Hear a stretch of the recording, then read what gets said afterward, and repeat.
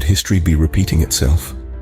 Does the specter of the 1986 real estate crash loom over us once again? This is a question that stirs the minds of many, especially those with a keen eye on the property market.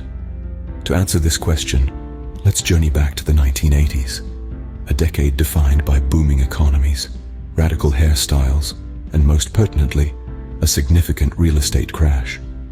The savings and loans crisis, as it came to be known, was a disaster that unfolded over several years, starting in the early 80s and reaching its peak in 1986.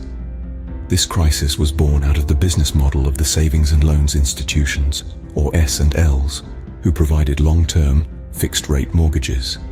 This model was initially conceived by Roosevelt to combat the devastating real estate collapse during the Great Depression. However, the S&Ls depended on deposit-based demand that could be withdrawn within 30 days.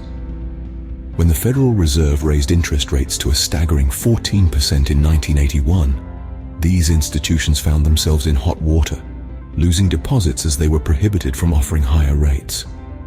Despite this, by 1985, the assets of S&Ls had risen by almost 50%, with commercial real estate emerging as the hot market. It was this influx of money that caught the attention of the Democrats. They pushed for the Tax Reform Act of 1986, which extended depreciation schedules for real estate investments, reducing their attractiveness. However, this was a double-edged sword.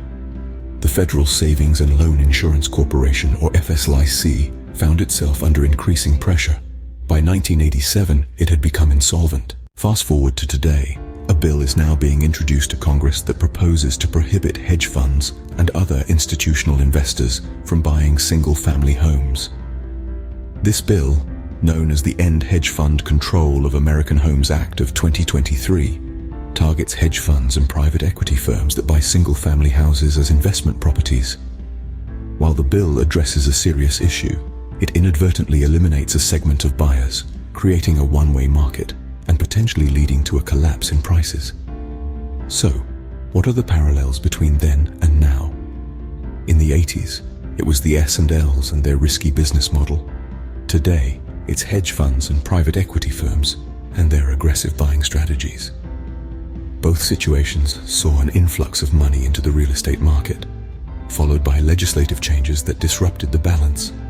To summarize, the 1986 real estate crash was precipitated by a risky business model, an influx of money into the market, and legislative changes that disrupted the balance.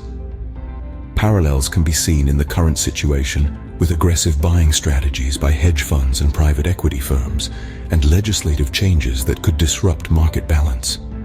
As we head into a potential recession from 2024 to 2028, these factors could contribute to a significant real estate crash, particularly in the blue states.